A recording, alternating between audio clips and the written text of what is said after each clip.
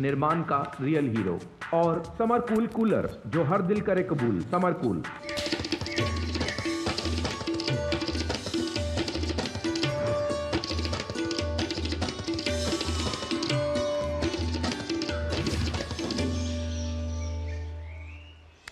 नमस्कार। कहते हैं कि आपका मन आपके दर्पण की तरह होता है, इसलिए जब आप अपने मन के दर्पण में देखें तो हमेशा मुस्कुराएं, क्योंकि ये जो मुस्कुराहट है ना, आपको जीवन जीने के लिए प्रेरणा देती रहेगी और वो प्रेरणा आपको लेकर जाएगी बहुत बहुत आगे।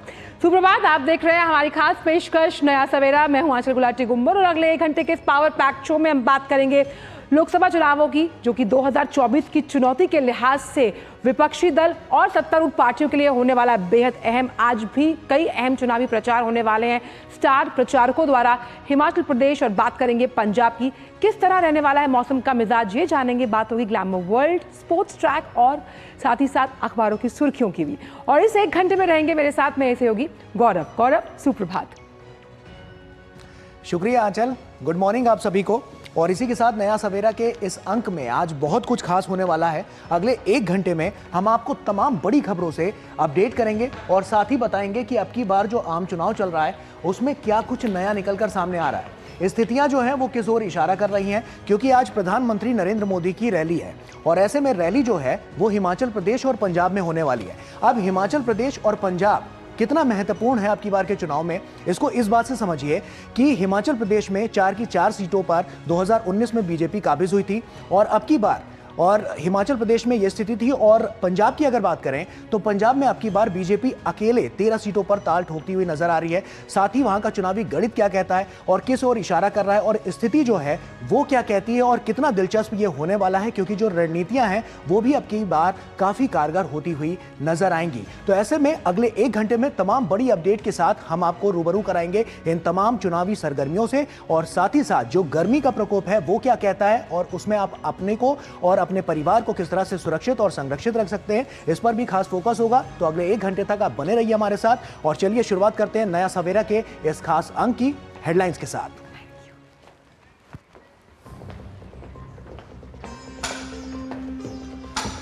अंतिम चरण के चुनाव प्रचार में आज से आएगी और तेजी। प्रधानमंत्री नरेंद्र मोदी हिमाचल और पंजाब में चढ़ाएंगे सियासी पारा। अमित शाह बिहार, झारखंड और जेपी नड्डा समेत योगी आदित्यनाथ और तमाम दिग्गज उत्तर प्रदेश में संभालेंगे कमान।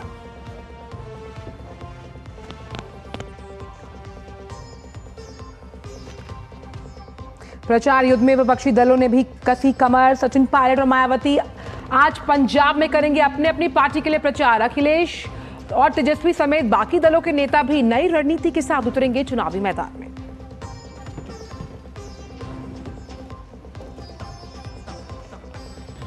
दिल्ली शराब नीति घोटाले में आरोपी बीआरएस नेता के कविता की जमानत पर दिल्ली हाई कोर्ट में होगी सुनवाई। कोर्ट ने ईडी और सीबीआई से मांगा था जवाब।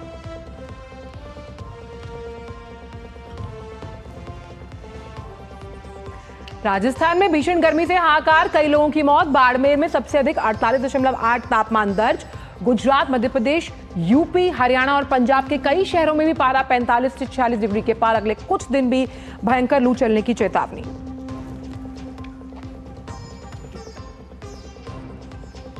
आज होगा आईपीएल में दूसरे फाइनलिस्ट का फैसला। क्वालिफायर 2 में सनराइजर्स हैदराबाद का सामना राजस्थान रॉयल से। फाइनल में कोलकाता नाइट राइडर्स से भिड़ेगी विजेता टीम।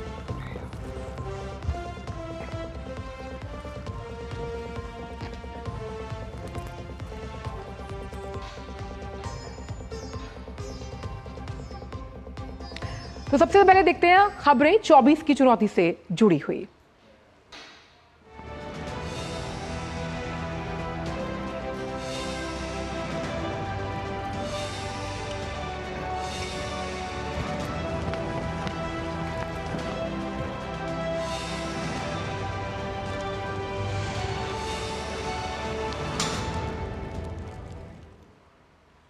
और आइए खबरों की अब शुरुआत करते हैं।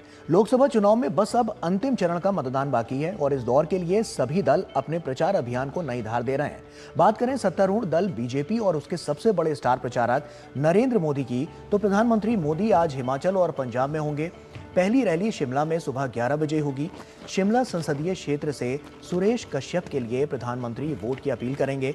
शिमला में कांग्रेस के विनोद सुल्तानपुरी मैदान में हैं। शिमला के बाद प्रधानमंत्री नरेंद्र मोदी मंडी जाएंगे, जहां बीजेपी प्रत्याशी के तौर पर अभिनेत्री कंगना रनौत पहली बार चुनाव लड़ रही हैं। कांग्रेस के विक्रमादित्य सिंह मंडी से चुनाव लड़ रहे हैं।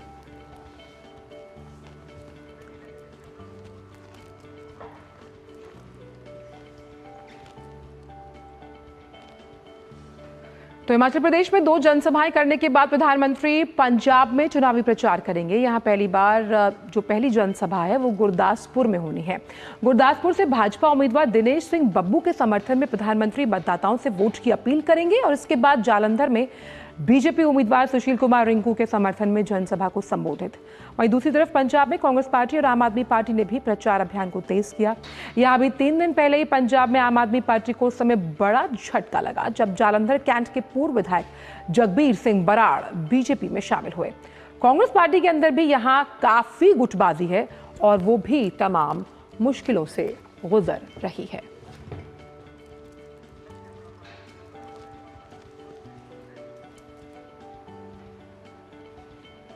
और इसी पर हमारे सहयोगी ग्राउंड जीरो से हमारे साथ जुड़ रहे हैं। नाहन शिमला से चंद्रशेखर हमारे साथ जुड़ रहे हैं और वहीं पंजाब की बात करें तो गुरदासपुर पंजाब से निशांत राय हमारे साथ जुड़ रहे हैं। सबसे पहले चंद्रशेखर का ही रुख करेंगे। चंद्रशेखर, साफ तौर पर देखें आज का दिन बहुत महत्वपूर्ण हो जाता है। 2019 की बात करें, 4 की 4 लोकसभा सीटों पर बीजेपी ने अपना कब्जा जमाया था और तब से लेकर अब तक हम देख रहे हैं जो बढ़ोतरी नजर आ रही है वो साफ तौर पर नजर आ रही है। ऐसे में अब की बार का चुनाव कितना महत्वपूर्ण हो जाता है, क्योंकि अब की बार लोकसभा के चुनाव तो 1 जून को हैं ही, साथ ही साथ उपचुनाव भी हैं।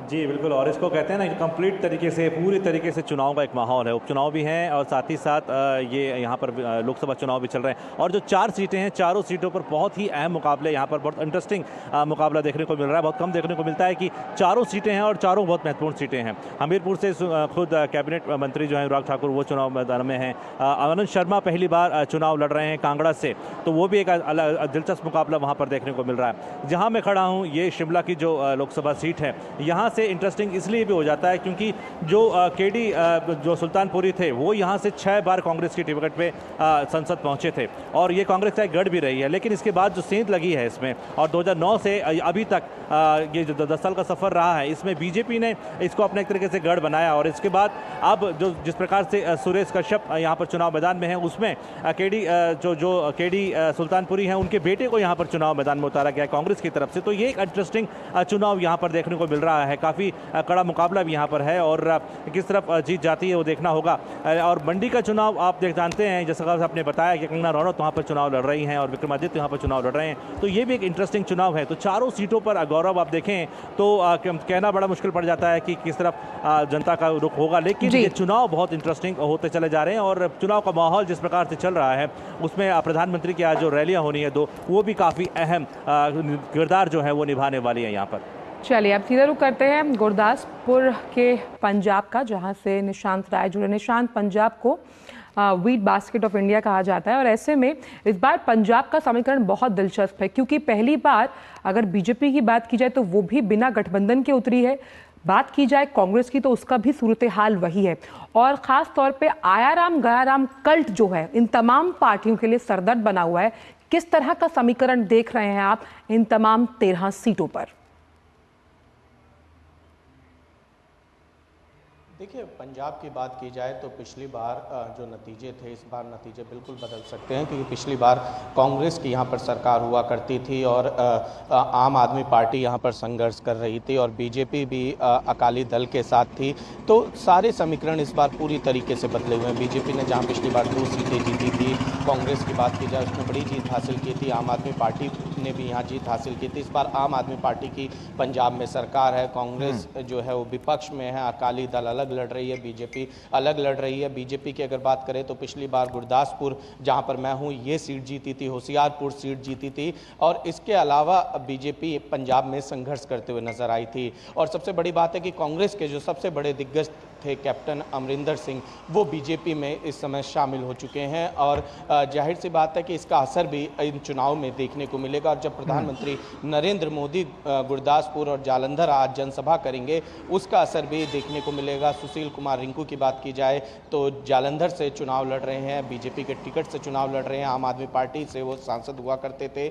वहीं गुरदासपुर की बात की जाए तो गुरदासपुर में सनी देओल एक सेलिब्रिटी थे, इस बार उनका टिकट काटा गया है और यहाँ पर दिनेश सिंह बब्बू एक स्थानीय नेता को बीजेपी ने मौका दिया है। तो कहा जा सकता है कि पंजाब में जो समीकरण है पूरी तरीके से बदले हैं। बीजेपी ने भी पूरी रणनीति बदली है। कई सारे आम आदमी पार्टी के नेता या कांग्रेस के नेता ने बीजेपी ज्वाइन की है। वहीं दूसरी तरफ अगर बात की जाए तो आम आदमी पार्टी और कांग्रेस का जहां दिल्ली में गठबंधन है, वहीं पंजाब में ये अलग अलग चुनाव लड़ रहे हैं। इसको लेकर भी बीजेपी निशांत, इसी से जुड़ा हुआ मेरा सवाल है कि हम देख रहे हैं जी निशांत, इसी से जुड़ा हुआ मेरा सवाल भी है आपसे कि हम देख रहे हैं कि दिल्ली में, जैसा कि आपने खुद बताया कि कांग्रेस और आम आदमी पार्टी साथ में है, वहीं पंजाब में अलग थलग नजर आ रही है और ऐसे में बीजेपी और अकाली दल भी अब की बार अलग अलग हैं। तो ऐसे में अगर हम देखें तो एक 4 पॉइंट्स पर यह चुनाव हो रहा है अलग अलग तरीके से और अलग अलग पार्टियों के बीच। तो साफ तौर पर अब की बार का जो मुख्य एजेंडा है वो किस ओर फोकस करता हुआ नजर आ रहा है, क्योंकि हम देख रहे हैं कि हिंदुओं की बड़ी संख्या है और अब की बार कहीं ना कहीं इसी को साधने के लिए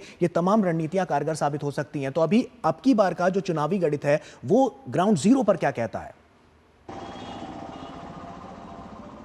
देखिए, अगर मैं गुरदासपुर के चुनावी गणित की बात करूं तो यहाँ 30% के आसपास हिंदू हैं, 58 से 59% के आसपास सिख हैं और 10% के आसपास क्रिश्चियन हैं।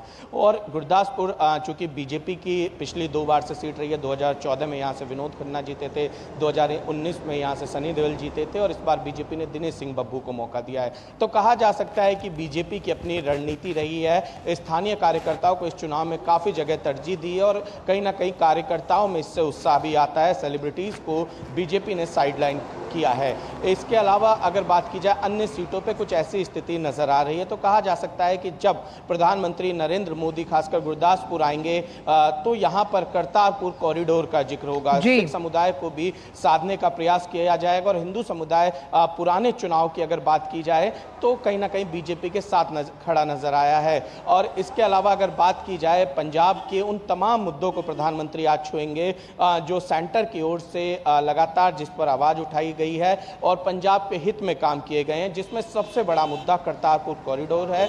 और प्रधानमंत्री नरेंद्र मोदी चूंकि यहां से काफी पास है गुरदासपुर से, तो इसका जिक्र जरूर अपने भाषण में करेंगे। चलिए, अगर अब बात हम करते हैं पंजाब की, जिस तरह से निशांत बता रहे थे कि जो फिल्मी सितारे हैं उनसे गुरेज किया गया इस बार गुरदासपुर की अगर बात करें, लेकिन वहीं पर क्योंकि शिमला की हम बात कर रहे हैं, चंद्रशेखर, बात की जाए मंडी की, तो यहाँ से कंगना रणावत को चुनावी मैदान में उतारा है। लेकिन एक तथ्य ये भी है कि इन्हीं 4 सीटों के लिए कांग्रेस ने बहुत देर की अपनी सूची जारी करने में। और जब हम बात करते हैं लोकसभा चुनाव 2024 की, हालांकि सीटें भले ही 4 हों हिमाचल की, लेकिन उत्तर भारत की राजनीति के सिरमौर के तौर पर देखा जाता है इन 4 सीटों को। और आनंद शर्मा का चुनाव लड़ना भी लोगों को काफ़ी आश्चर्यचकित दिख रहा था, क्योंकि इससे पहले बहुत पहले वो विधानसभा चुनाव लड़े थे और वो हार गए थे और उसके बाद वो लगातार राज्यसभा से ही वो सांसद बन रहे थे। और इस बार उनकी सीट उनका नाम आना वो भी कांग्रेस कार्यकर्ताओं के लिए भी काफ़ी चौंकाने वाला था और स्थानीय जो लोग थे उनके लिए भी काफ़ी चौंकाने वाला था कि अचानक से एकदम से वो सीट को, क्योंकि वो ब्राह्मण सीट दोनों कैंडिडेट हैं और उस प्रकार से शायद ये रीज़निंग हो सकता है कि रहा हो या फिर कोई और भी रीज़न रहे हो कि उनको उठाया गया। दूसरी तरफ से यहाँ पर जिस प्रकार से मैंने बताया कि विनोद सुल्तानपुरी को जब यहाँ पे टिकट दिया गया तो ये भी एक चौंकाने वाला यहाँ के लोगों के लिए था। हालांकि वो काफ़ी खुश थे जो कार्यकर्ता हैं, लेकिन फिर भी स्थानीय लोगों के लिए काफ़ी एक चौंकाने वाला एक नाम था कि अचानक से उनको इस सीट में लेकर के आए हैं, क्योंकि 2012-2017 में वो विधानसभा चुनाव हारे भी थे और 2022 में वो विधानसभा चुनाव जीते थे और उसके बाद से उनको फिर सीधा ये सांसद की टिकट देना कांग्रेस की तरफ से चुनाव के लिए, तो ये भी एक चौंकाने वाला निर्णय यहाँ पर रहा। और दूसरी तरफ जो विक्रमादित्य की सीट की बात है, जो कंगना रनौत के साथ वो लड़ रहे हैं, उनकी माता जी ने चुनाव लड़ने से मना किया और उसके बाद क्योंकि वो एक खटपट भी सबके लोगों के सामने आई थी सुखों से, जो कि यहाँ के मुख्यमंत्री हैं, उसके बाद अचानक उनके बाद उनका नाम यहाँ पर आना भी ये हो सकता है एक रीज़न की लेट जो सूची जारी की गई उसमें ये जो नाम इस प्रकार से अचानक से लाए गए, ये एक बड़ा रीज़न यहाँ पर रहा है। चंद्रशेखर, ये तो बात रही लोकसभा चुनाव की। उपचुनाव भी 1 जून को वहाँ पर हो रहा है। तो ऐसे में उपचुनाव में भी अब की बार काफ़ी महत्वपूर्ण इसलिए भी हो जाता है क्योंकि हमने देखा कि वहाँ पर सरकार जो है वो कांग्रेस की है और ऐसे में जो 68 सीटें हैं उसमें से 40 पर तो कांग्रेस काबिज हुई थी। बाकी सीटों पर जब हमने देखा तो स्थितियां कुछ नजर आ रही थी। तो ऐसे में अब की बार का ये जो समीकरण है वो किस ओर इशारा कर रहा है और उपचुनाव को लेकर क्या वहां पर रणनीति बनती हुई नजर आ रही है? देखिए, अभी जो पूरा माहौल है वो एक तरीके से लोकसभा चुनाव को लेकर के ही यहाँ पर देखने को मिल रहा है। लेकिन जो उपचुनाव हैं, जहाँ की हमारी बातें भी हुई यहाँ पे कैंडिडेट से, उनका कहना था कि सभी अपनी जीत के दावे तो कर ही रहे हैं, लेकिन साथ ही साथ जो स्थानीय मुद्दे हैं उनको इस वक्त उस पर कम देखा जा रहा है। और जो कि लोकसभा के जो मुद्दे हैं, तमाम जो बड़े बड़े मुद्दे हैं, उनको लेकर के लोग यहाँ पर ज़्यादा काफ़ी आश्वस्त दिखाई दे रहे हैं। दोनों ही पार्टियों को लग रहा है कि शायद वो अपनी जो जैसे कि कांग्रेस की जो एंटी इनकम्बेंसी है इस टाइप की, या फिर इस प्रकार से जो फूट वहाँ पर पड़ती हुई दिखाई दे रही है, उसका फ़ायदा बीजेपी उठा सकती है। ऐसा उनके कार्यकर्ता को लग रहा है, कैंडिडेट्स को लग रहा है। लेकिन साथ ही साथ कांग्रेस को लगता है क्योंकि उनकी सरकार इस वक्त यहाँ पर है और अपनी सरकार की तमाम जो नीतियाँ हैं उनको लेकर के वो जो लोगों के सामने हैं, लेकिन वो कार्यकाल जो है अभी काफ़ी कम है ये गिनाने के लिए कि उन्होंने क्या काम किया है और वो कितना कर सकते हैं। तो ये एक चुनाव जो है, जो 6 सीटों पर जो चुनाव होने हैं, इस पर भी निश्चित तौर पर जो लोकसभा चुनाव में जो रैलियाँ हो रही हैं बड़े बड़े कैंडिडेट्स की और वो जो बड़े स्टार प्रचारक हैं, उनका भी निश्चित तौर पर प्रभाव जो है जो उपचुनाव हैं इनमें भी देखने को मिलेगा। गौरव, चलिए, तो ख़ास तौर पर इन दोनों राज्यों की अगर बात की जाए तो यहाँ पर अभी वोटिंग होनी है और जो पार्टियाँ हैं राजनीतिक चुनावी घमासान में जो इस वक्त चुनावी रण में कूदी हैं, उनका पूरा जोर रहेगा अपने उम्मीदवारों के पक्ष में माहौल बनाने के लिए। बहुत बहुत शुक्रिया निशांत आपका और साथ ही साथ चंद्रशेखर आपका इन तमाम जानकारियों को हमसे साझा करने के लिए।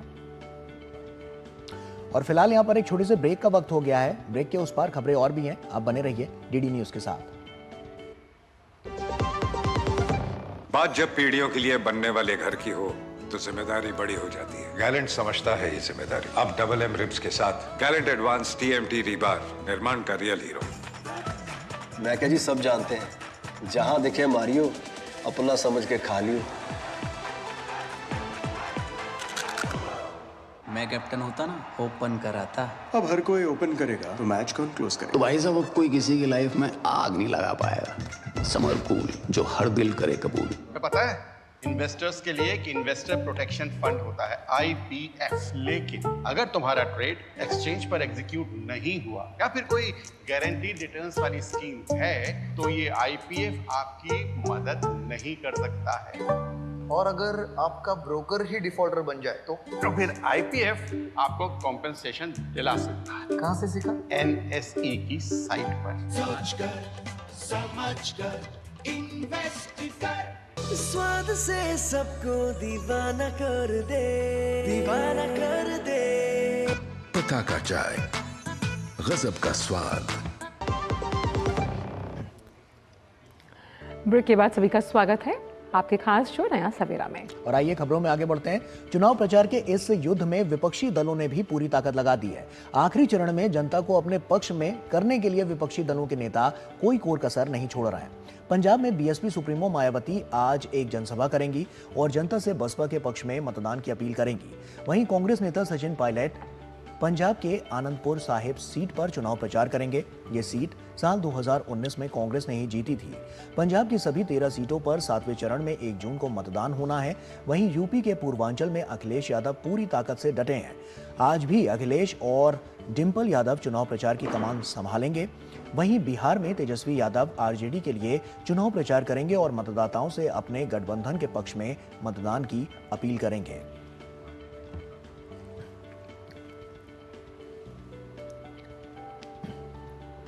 तो आखिरी चरण के चुनाव के लिए बीजेपी के बाकी तमाम दिग्गज नेता भी एड़ी चोटी का जोर लगाए हुए हैं। पार्टी के स्टार प्रचारक और केंद्रीय मंत्री अमित शाह आज बिहार और झारखंड में चुनावी प्रचार करेंगे। सबसे पहले अमित शाह बिहार के आरा में भाजपा उम्मीदवार आरके सिंह के पक्ष में जनसभा को संबोधित करेंगे। दोपहर बाद अमित शाह झारखंड पहुंचेंगे। यहाँ वो करीब 2:30 बजे जामताड़ा के मेजिया मैदान में जनसभा करेंगे। वहीं गोड्डा लोकसभा क्षेत्र के मधुपुर स्थित रेलवे फुटबॉल मैदान में शाम 4 बजे एक विशाल जनसभा को संबोधित करने का कार्यक्रम है। वहीं खुद भाजपा के राष्ट्रीय अध्यक्ष जेपी नड्डा आज उत्तर प्रदेश में 3 रैलियां कर भाजपा के पक्ष में माहौल बनाने का प्रयास करते हुए नजर आएंगे। नड्डा सबसे पहले कुशीनगर में एक जनसभा को संबोधित करेंगे। वहीं दोपहर बाद 3 बजे बलिया में ताल ठोकेंगे और उसके बाद शाम 5 बजे रॉबर्ट्सगंज में चुनावी प्रचार करेंगे। उत्तर प्रदेश के मुख्यमंत्री और भाजपा के वरिष्ठ नेता योगी आदित्यनाथ भी आज ताबड़तोड़ रैलियां कर पार्टी की जीत को सुनिश्चित करने का प्रयास करेंगे। योगी आज देवरिया, महाराजगंज और अपने गृह जिले गोरखपुर में चुनावी जनसभा को संबोधित करेंगे।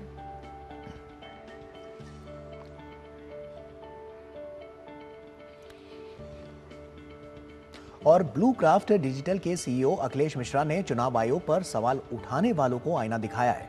उन्होंने सोशल मीडिया प्लेटफॉर्म एक्स पर एक लंबी पोस्ट के द्वारा ये बताया कि कैसे कांग्रेस ने लंबे समय तक चुनाव आयोग का अपने हितों के लिए इस्तेमाल किया। उन्होंने लिखा, जो लोग चुनाव आयोग पर सवाल उठाते हैं उनका अतीत शर्मनाक घटनाओं से भरा पड़ा है। ये घटनाएं कांग्रेस के शासनकाल में चुनाव आयोग को चलाने के असली चरित्र को उजागर करती है। चुनाव आयोग के नियम ये कहते हैं कि यदि चुनाव के दौरान किसी उम्मीदवार की मृत्यु हो जाती है तो उस विशेष सीट पर चुनाव रद्द कर दिया जाता है और बाद की तारीख में कराया जाता है। सिर्फ एक सीट के लिए पूरा चुनाव स्थगित करने का कोई नियम नहीं है। फिर भी मई 1991 में जब राजीव गांधी की हत्या हुई तो ठीक यही किया गया था। पूरा चुनाव 3 सप्ताह के लिए स्थगित कर दिया गया था। कम से कम 7 मुख्यमंत्रियों ने चुनाव स्थगित करने का कड़ा विरोध किया। कई लोगों ने इसे लोकतंत्र और संविधान की हत्या बताया। फिर भी तत्कालीन चुनाव आयोग प्रमुख TN शेषन ने, जो कांग्रेस के जाने माने वफादार थे, आगे बढ़कर पूरी तरह से मनमाने ढंग से कार्रवाई करते हुए चुनाव स्थगित कर दिया और इन 3 हफ्तों का इस्तेमाल कांग्रेस पार्टी ने सहानुभूति वोट पाने के लिए किया। राजीव गांधी की हत्या से पहले कांग्रेस पूरी तरह से खत्म होने की ओर बढ़ रही थी। 3 सप्ताह के स्थगन का उपयोग कांग्रेस पार्टी द्वारा जुलूस निकालने के लिए किया गया। विज्ञापनों में सोनिया गांधी और प्रियंका गांधी का उपयोग किया गया। अंतिम संस्कार यात्राएं निकाली गईं। सहानुभूति वोट पाने के लिए हर जरूरी चाल चली गई और अंतिम परिणाम ये हुआ कि चुनाव स्थगित करने के निर्णय ने चुनाव परिणाम को पूरी तरह से पलट दिया। जिन सीटों पर राजीव गांधी की हत्या से पहले चुनाव हुए थे वहां कांग्रेस को भारी नुकसान हो रहा था। उसका प्रदर्शन 1989 से भी बदतर होता। जिन सीटों पर स्थगन के बाद चुनाव हुए उनमें योजना के अनुसार कांग्रेस की जीत हुई। कांग्रेस जीतने और सरकार बनाने में कामयाब रही, भले ही वो अभी भी अल्पमत में थी। तो जो लोग वर्तमान चुनाव आयोग पर सवाल उठाते हैं वो तथाकथित दिग्गज शेषन के तहत चुनाव आयोग का चरित्र भी देख लें। बाद में शेषन को कांग्रेस ने बड़ा इनाम दिया और उन्हें लाल कृष्ण आडवाणी के खिलाफ कांग्रेस का उम्मीदवार भी बनाया गया। कई अन्य CEC भी इसी तरह भ्रष्ट थे। MS गिल और नवील चावला उसके उदाहरण हैं। इसके लिए कांग्रेस का परिस्थितिकी तंत्र जो हर दिन वर्तमान चुनाव आयोग के खिलाफ समान अवसर की झूठी कहानी गढ़ता है, उन्हें अपने स्वयं के संदिग्ध और घृणित अतीत में झांकना चाहिए। लोकसभा चुनाव के 6ठे चरण के तहत कल वोट डाले जाएंगे और इस दौर में जिन सीटों पर मतदान होना है उनमें सबसे ज्यादा 14 लोकसभा सीटें उत्तर प्रदेश की हैं। 6ठे दौर में 25 मई को 8 राज्यों और केंद्र शासित प्रदेशों की 58 सीटों पर वोटिंग होनी है। इसमें जम्मू कश्मीर का अनंतनाग राजौरी संसदीय क्षेत्र भी है, जहां मतदान तीसरे चरण की बजाय 6ठे चरण के लिए स्थगित कर दिया गया था। पूर्व केंद्रीय मंत्री मेनका गांधी, भोजपुरी कलाकार मनोज तिवारी, निरुआ, जम्मू कश्मीर की पूर्व मुख्यमंत्री महबूबा मुफ्ती और मनोहर लाल समेत कई केंद्रीय मंत्रियों की किस्मत का फैसला इसी चरण में EVM में बंद हो जाएगा। 6ठे चरण में जिन सीटों पर मतदान होना है उनमें उत्तर प्रदेश की 14, हरियाणा की सभी 10, बिहार और पश्चिम बंगाल की 8, दिल्ली की सभी 7, ओडिशा की 6, झारखंड की 4 सीटें शामिल हैं। सबसे कम जम्मू कश्मीर की 1 सीट पर भी वोट डाले जाएंगे।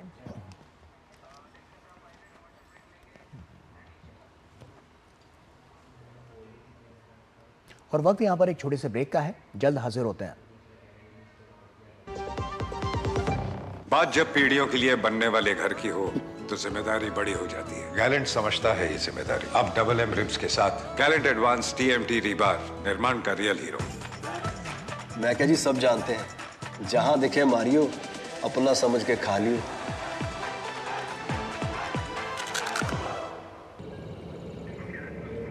Curiosity can take you to some out of the world places. Took me to the moon today. Curious about this place? Scan this QR code. before I take it off with my Seat tires.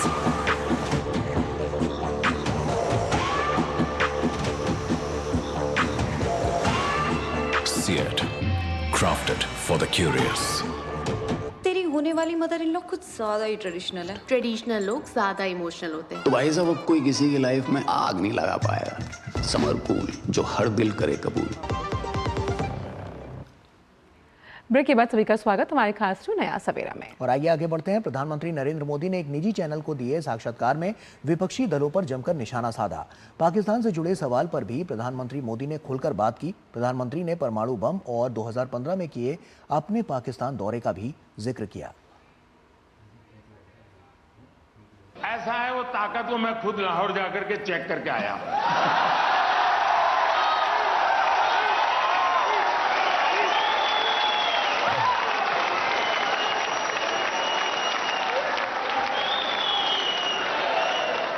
और बिना कोई security check में सीधा चला गया।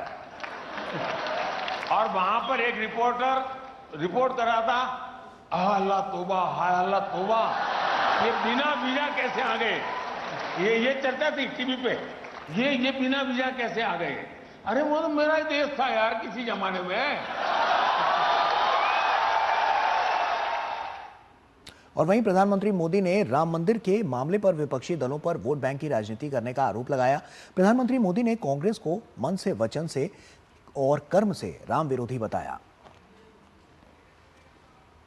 पहले तो लगता था कि शायद सेकुलरिज्म की उनकी जो विकृत मानसिकता है उसका परिणाम होगा कि वो 70 साल तक इस मामले को अटकाने के लिए जो भी कर सकते हैं करने की कोशिश की। उनको लगता था कि इस मुद्दे को इस प्रकार से रखेंगे तो उनकी वोट बैंक सुरक्षित रहेगी। लेकिन राम मंदिर बन जाने के बाद वोट बैंक सुरक्षित रहने का मुद्दा ही नहीं था, क्योंकि वो मुद्दा उस प्रकार से उनके काम आने वाला नहीं था।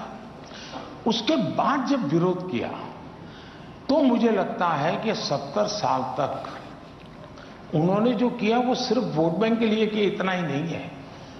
वो मन से, वचन से, कर्म से राम विरोधी है। राम के प्रति इनके मन में घोर रोष है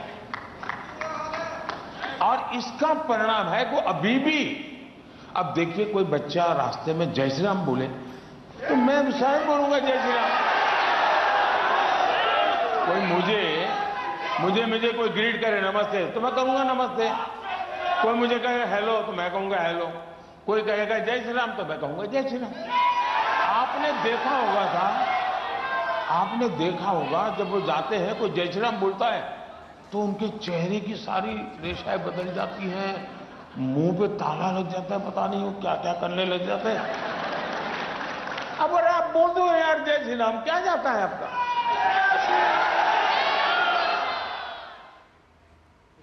और फिलहाल 24 की चुनौती से जुड़ी तमाम खबरों में इतना ही।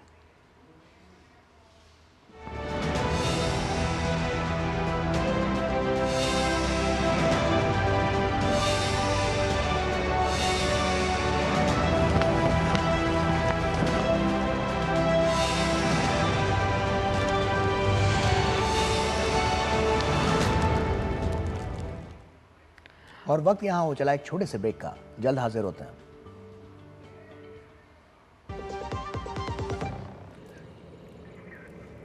Curiosity can take you to some out of the world places.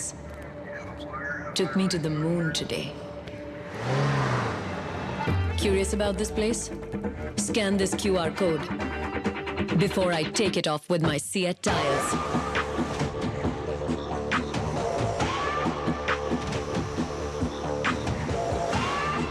Seat, crafted for the curious. बात जब पीढ़ियों के लिए बनने वाले घर की हो तो जिम्मेदारी बड़ी हो जाती है। गैलेंट समझता है ये जिम्मेदारी। अब डबल एम रिब्स के साथ गैलेंट एडवांस TMT रीबार, निर्माण का रियल हीरो। मैं क्या जी सब जानते हैं, जहां दिखे मारियो, अपना समझ के खा लियो। स्वाद से सबको दीवाना कर दे, दीवाना कर दे। मता का चाय, गजब का स्वाद। ब्रेक के बाद सभी का स्वागत और आइए अब नया सवेरा में सबसे पहले देखते हैं देश भर से कुछ खास खबरें। बात करते हैं अंबाला की, जहां एक दर्दनाक हादसा हुआ है। उत्तर प्रदेश के बुलंदशहर से वैष्णो देवी दर्शन के लिए जा रही एक ट्रैवलर गाड़ी आगे चल रही और ट्रॉलर से टकरा गई। हादसे में 7 श्रद्धालुओं की मौत हुई है, जबकि 20 लोग घायल हैं। घायलों को अस्पताल में भर्ती करवाया गया। मरने वालों में 6 महीने की बच्ची और एक दंपत्ति भी शामिल हैं। हादसा इतना दर्दनाक था कि ट्रैवलर का एक हिस्सा पूरी तरह से क्षतिग्रस्त हो गया, जबकि कुछ घायल ट्रैवलर में ही फंस गए। चीख पुकार सुनने के बाद राहगीरों ने घायलों को निकाला और पुलिस की मदद से एम्बुलेंस के जरिए छावनी नागरिक अस्पताल और आदेश अस्पताल में दाखिल करवाया।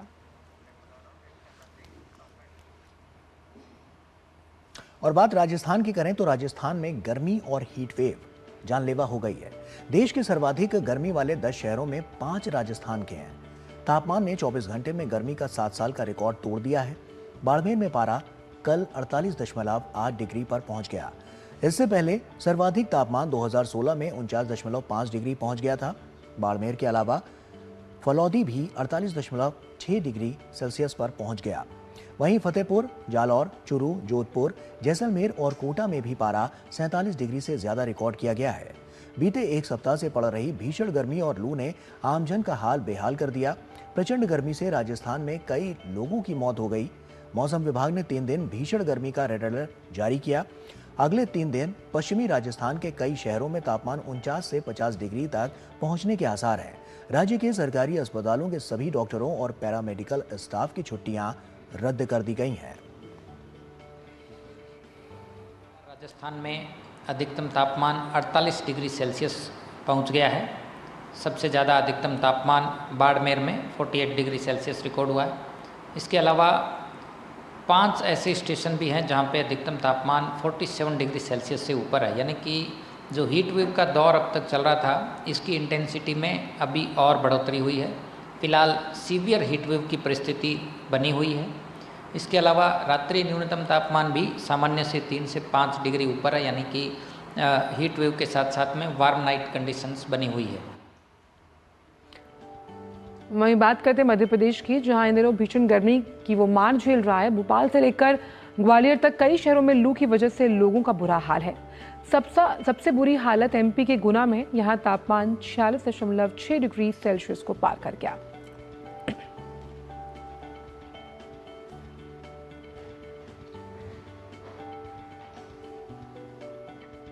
गुजरात, यूपी, हरियाणा और पंजाब के कई शहरों में भी पारा 45 से 46 डिग्री के पार। मौसम विभाग ने अगले कुछ दिन भयंकर लू की चेतावनी जारी की। दिल्ली, हरियाणा, पंजाब, उत्तर प्रदेश, राजस्थान, मध्य प्रदेश और गुजरात में अगले 5 दिन ऐसे ही हालात रहेंगे। इन राज्यों में भी लू का रेड अलर्ट जारी किया गया। यूपी में धूप और लू से राहत मिलने की उम्मीद नहीं दिखाई दे रही और कुल मिलाकर इस प्रचंड गर्मी में सभी का बुरा हाल है।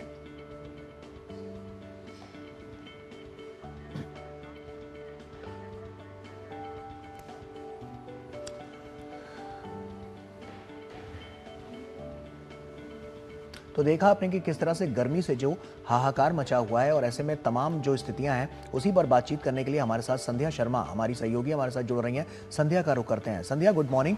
और उसी के साथ सबसे पहले मेरा सवाल यही है कि जो तापमान में अब की बार देखा जा रहा है कि लगातार वृद्धि नजर आ रही है, ऐसे में मौसम विभाग का क्या कहना है? क्या आने वाले समय में कुछ राहत मिलती हुई नजर आएगी?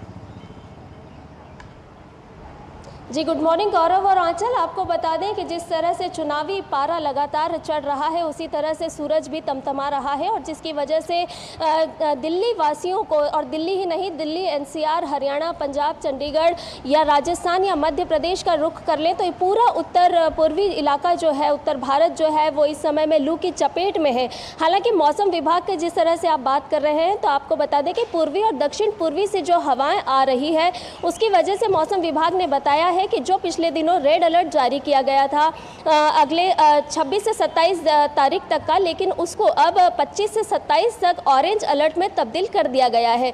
यानी कि कहीं ना कहीं ये जो दक्षिण पूर्वी हवा का असर हमें देखने को मिल रहा है, उससे लू के थपेड़ों में थोड़ी सी कमी आई है और तापमान में भी गिरावट देखने को मिल रही है। अगर कल की ही बात करें तो मिनिमम टेम्परेचर और साथ ही साथ मैक्सिमम टेम्परेचर में भी कहीं ना कहीं कमी देखने को मिली है। 41 डिग्री तापमान कल हमें देखने को मिला, और आज भी मौसम विभाग ने बताया कि अधिकतम तापमान जो है वो 42 डिग्री तक बने रहने की संभावना है।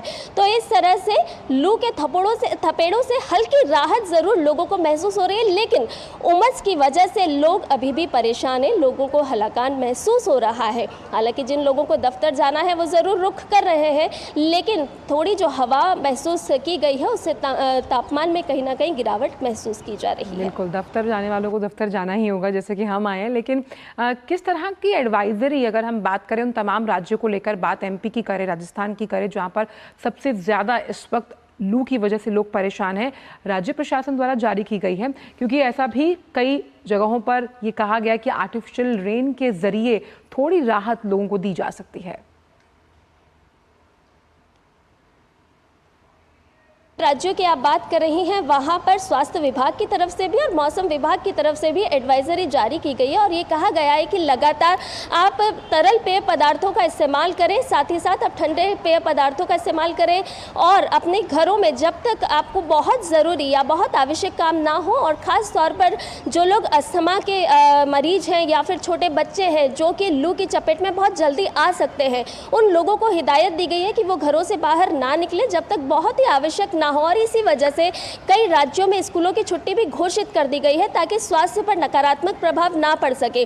उसके अलावा दिल्ली की अगर हम बात करें तो यहाँ पर कल वोट डाला जाना है और यहाँ पर जिस तरह से अब तापमान में थोड़ी सी राहत महसूस हो रही है, उससे कहीं ना कहीं अंदाज़ा ये भी लगाया जा रहा है कि मतदान का जो प्रतिशत है वो तापमान की वजह से अब प्रभावित नहीं होगा और लोग ज़रूर घरों से बाहर निकलेंगे और अपने मताधिकार का इस्तेमाल करेंगे, मतदान ज़रूर करने के लिए बाहर निकलेंगे।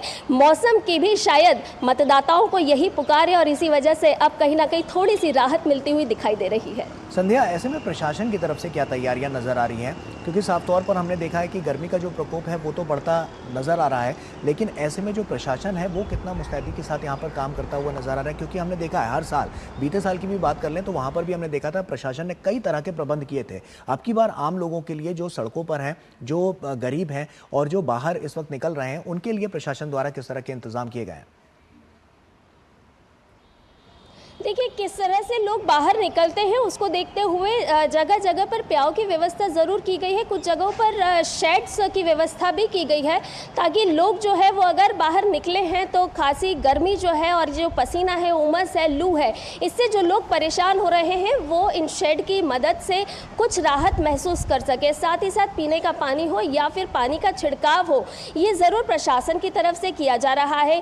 साथ ही साथ ऐसे मतदान केंद्र, क्योंकि कल मतदान होना है जो कि बेहद महत्वपूर्ण है, क्योंकि दिल्ली के 7 सीट पर कल वोट डाले जाने हैं, तो चुनाव आयोग की तरफ से भी खासे इंतजाम किए गए हैं ताकि लोग जो है वो घरों से बाहर जरूर निकलें और पीने के पानी की व्यवस्था हो या फिर लोगों को किस तरह से मतदान केंद्र तक लाया जा सकता है, उन्हें किस तरह की सहायता मुहैया कराई जा सकती है, इसको लेकर के भी निर्वाचन आयोग लगातार काम कर रहा है।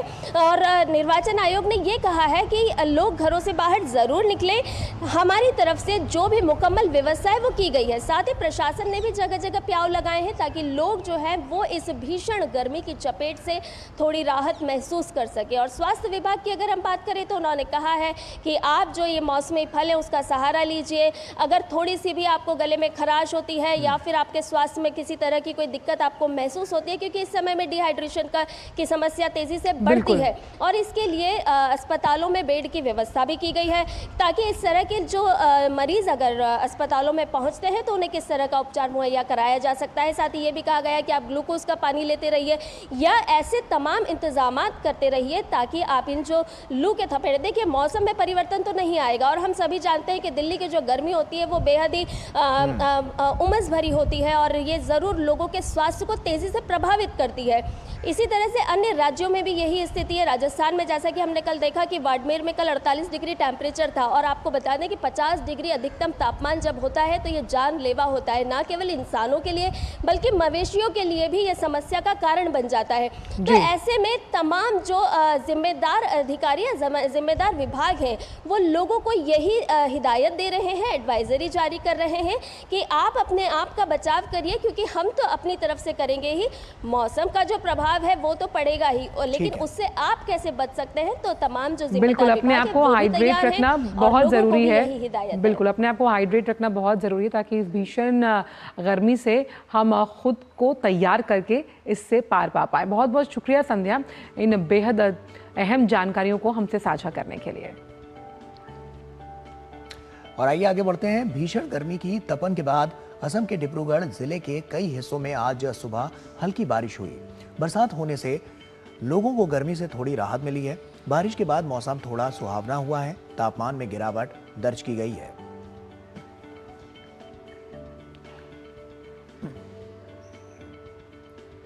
सेना प्रमुख जनरल मनोज पांडे पुणे के खड़क वासला में एनडीए के 146वें कोर्स की पासिंग आउट परेड में शामिल हुए।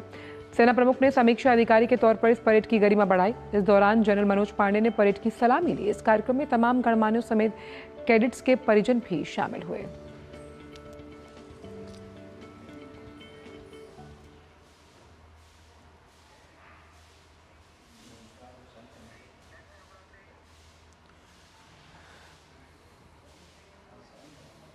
और किर्गिस्तान की राजधानी बिश्केक में स्थित भारतीय दूतावास ने सोशल मीडिया एक्स पर बताया कि बिश्केक और उसके आसपास की स्थिति सामान्य और स्थिर है। भारतीय छात्रों की चिंताओं को दूर करने के लिए दूतावास किर्गिस्तान में मेडिकल विश्वविद्यालयों के संपर्क में है।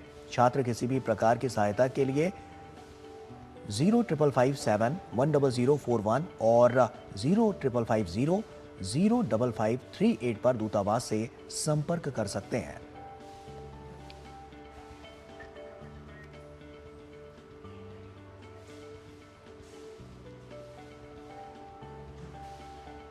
और फिलहाल वक्त एक छोटे से ब्रेक का। ब्रेक के उस पार आकर जानेंगे कि अखबारों की सुर्खियों में क्या कुछ खास है, लेकिन वक्त एक छोटे से ब्रेक का।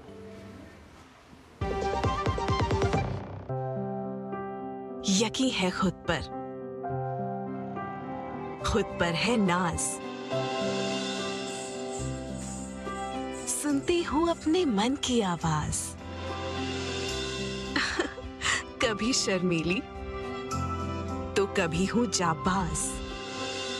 रुकना मेरी आदत नहीं, थमना मेरी चाहत नहीं। मैं हूँ नारी, यही मेरा अंदाज। हर जिम्मेदारी मैं बखूबी निभाती हूँ। वोट दे, प्राउड वोटर कहलाऊंगी। पूरे देश संग चुनाव का पर्व मनाऊंगी। Delivery boy has picked your order. अरे भाई पता है भूख लगी है। 30 मिनट का मैसेज नोटिफिकेशन आया था ना। मैसेज के सारे थोड़ी बैठ सकते हैं। कल आपने कुछ शेयर्स बेचे थे ना? हाँ, तो चेक किया? मैसेज आया तो था। सिर्फ मैसेज काफी नहीं है। आप शेयर मार्केट में कोई भी ट्रांजैक्शन करते हैं ना, तो स्टॉक एक्सचेंज से आए एसएमएस या ईमेल को अपने डीमैट अकाउंट और बैंक स्टेटमेंट के साथ भी टैली कीजिए। बेटा भूख में ना दिमाग बंद हो जाता है। समझकर इन्वेस्ट कर। शुक्ला बता रहा था आपके बाबूजी ने जायदाद का कुछ हिस्सा नौकर के नाम कर दिया। अब नौकर हर काम अपना घर समझ के करेगा। समरकूल, जो हर दिल करे कबूल। स्वाद से सबको दीवाना कर दे, दीवाना कर दे। पता का चाय, गजब का स्वाद। ब्रेक के बाद एक बार फिर से आप सभी का स्वागत है और अब बारी है अखबारों की सुर्खियों की।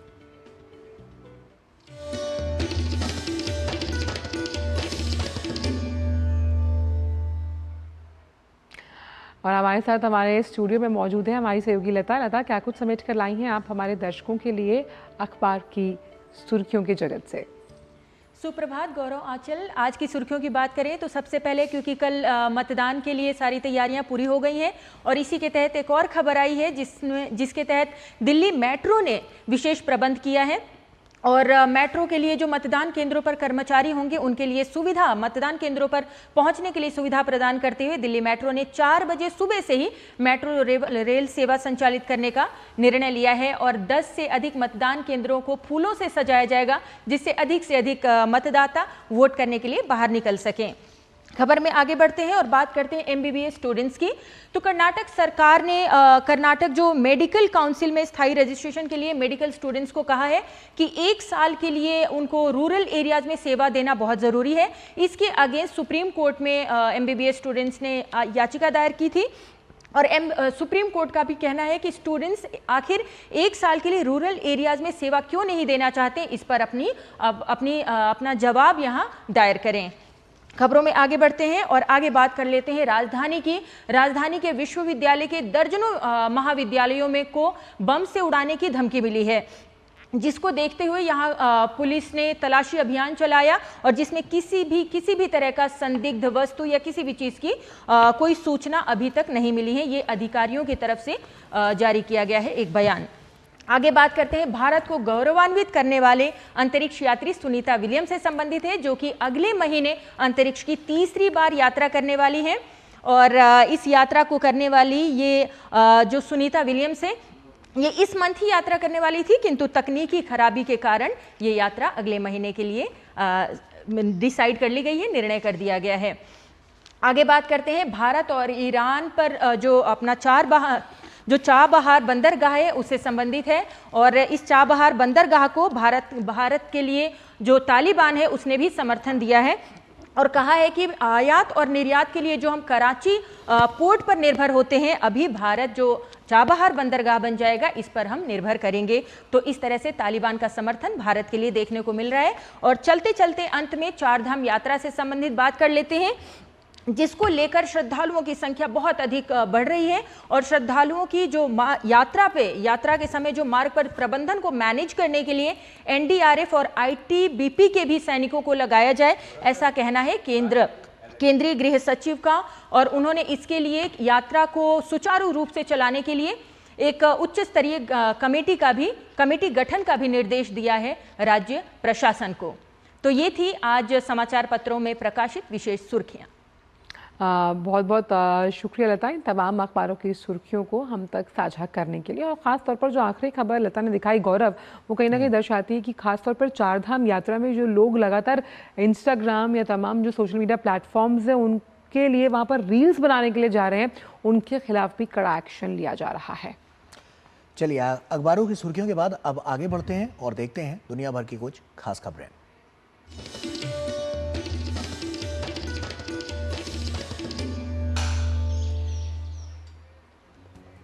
इजरायली सेना ने उत्तरी और मध्य गाजा में 2 घरों को बनाया निशाना, जिसमें रात भर कम से कम 24 लोग मारे गए।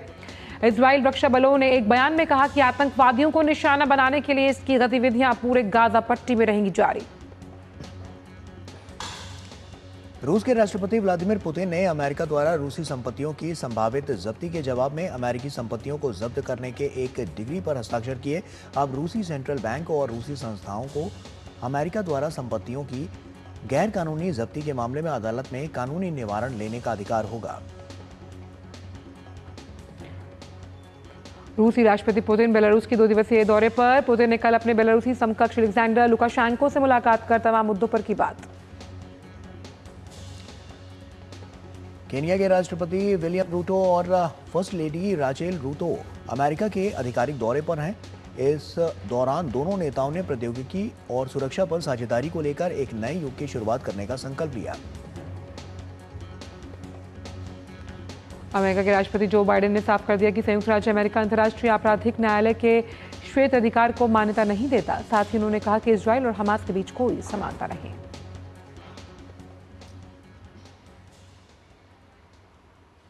और आइए आगे बढ़ते हैं और अब बात करते हैं कारोबार जगत की।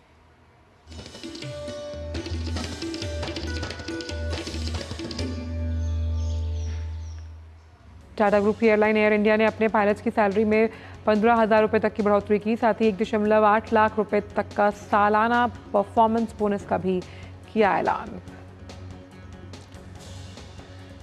पेटीएम की मालिक 197 कम्युनिकेशन लिमिटेड ने कंपनी के विश्वसनीय भुगतान उत्पादों और अनुभव को प्रदर्शित कर यूजर्स के जुड़ाव को बढ़ाने के लिए एक नया विज्ञापन अभियान शुरू किया। HSBC की ओर से जारी किए गए PMI के आंकड़ों से जानकारी मिली कि भारत के निर्यात में मई में रिकॉर्ड तौर पर वृद्धि दर्ज हुई है। ऑनलाइन ट्रैवल कंपनी मेक माई ट्रिप ने रेलवे यात्रा को बेहतर बनाने और सामान्य उपभोक्ता समस्याओं को दूर करने के लिए डिजाइन की गई तकनीक संचालित सुविधाओं के लॉन्च करने की घोषणा की। और सेफ हेवन कहने वाले सोने की कीमत में लगातार गिरावट देखी जा रही है। सोना अगर कल की बात करें तो 1050 रुपये की गिरावट के साथ 73,550 रुपये प्रति 10 ग्राम पर हुआ बंद। ट्रू कॉलर ने AI से जुड़ा एक नया फीचर लॉन्च कर दिया है जिसका नाम पर्सनल वॉइस है। ये फीचर आपकी व्यस्ततम जिंदगी को आसान बनाने के लिए लाया गया है। और आइए अब देखते हैं खबरें हमारे खास सेगमेंट स्पोर्ट्स ट्रैक से।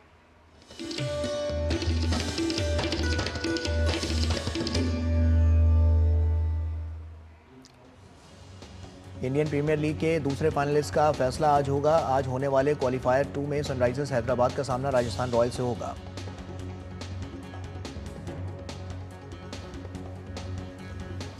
भारतीय शटलर लक्ष्य सेन और PV सिंधु ओलंपिक की तैयारियों के लिए विदेश जाएंगे। खेल मंत्रालय ने इन दोनों खिलाड़ियों के प्रस्ताव को मंजूरी दी।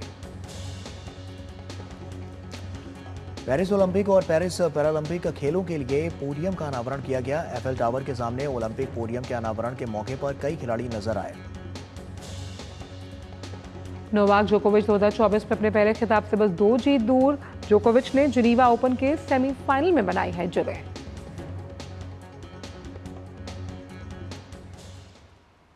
और आइए अब खबरें देखते हैं सिने जगत से।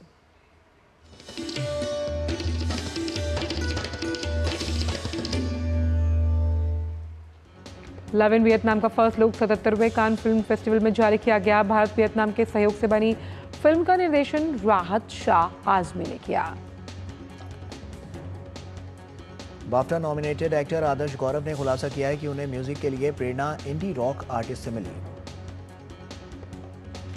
अगला सप्ताह सिनेमा प्रेमियों को लंबे इंतजार खत्म करने वाला है। स्ट्रीमिंग प्लेटफॉर्म पर आने वाले सप्ताह में पंचायत 3, इलीगल 3 जैसी सीरीज के नए सीजन के साथ रणदीप हुड्डा स्टारर स्वतंत्र वीर सावरकर रिलीज होने वाली है। बॉलीवुड की जाने माने अभिनेता विजय राज की फिल्म भूल भुलैया 3 में काम करने की खबरें सामने आ रही हैं। पुष्पा द रूल के साथ रश्मिका मंदाना एक बार फिर श्रीवल्ली बनकर लौटने के लिए तैयार। पुष्पा द रूल के इस नए गाने का टीजर किया गया रिलीज। शाहरुख खान की बीते दिन तबीयत ज्यादा खराब हो गई थी और इस बीच अभिनेता का एक लेटेस्ट वीडियो जमकर वायरल हो रहा है जिसमें वो बीमार होने के बावजूद फैन के साथ बात करते हुए नजर आ रहे हैं।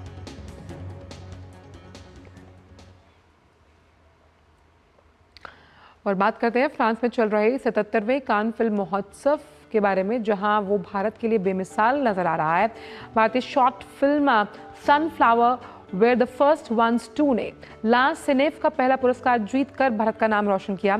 Sunflower were the first ones 2 Cannes के ला सिनेफ सेक्शन में चुनी गई एकमात्र भारतीय फिल्म है जिसे film and television institute of India के छात्र चिदानंद नाइक ने डायरेक्ट किया। वहीं इस सेक्शन में दूसरा पुरस्कार कोलंबिया विश्वविद्यालय के आसिया सेगालालोविच द्वारा निर्देशित out of the widow through with the wall और ग्रीस के थेसालोनिकी के अरस्तु विश्वविद्यालय के निकोस कोलिकोस द्वारा निर्मित the chaos she left behind को साझा रूप से दिया गया है।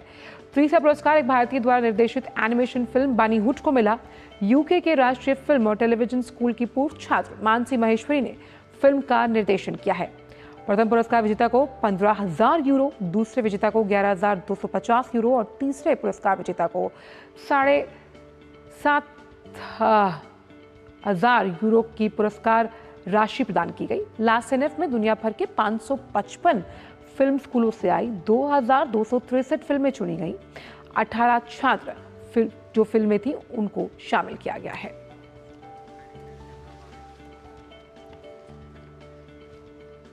और आइए आगे बढ़ते हैं और नया सवेरा में अब बात कर लेते हैं मौसम की।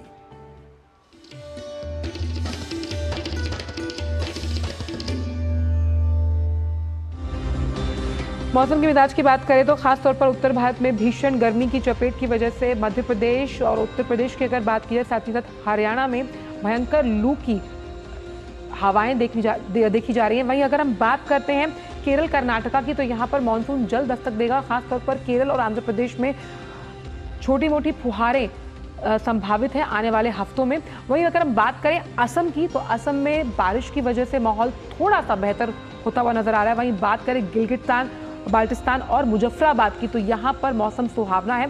वहीं बात अगर करते हैं हिमाचल प्रदेश की, तो यहाँ पर भी मौसम अगर हम बात करते हैं अन्य राज्यों की तुलना में तो वहाँ गर्मी बेहद कम है। इसलिए उम्मीद की जा रही है कि आने वाले हफ्तों में उत्तर भारत के जो तमाम राज्य जो गर्मी की मार झेल रहे हैं उन्हें राहत मिलती हुई नजर आएगी, क्योंकि पश्चिमी विक्षोभ अपनी गति से आगे बढ़ रहा है। और आइए अब देखते हैं उन तमाम राज्यों को, देखते हैं कि न्यूनतम और अधिकतम तापमान क्या है।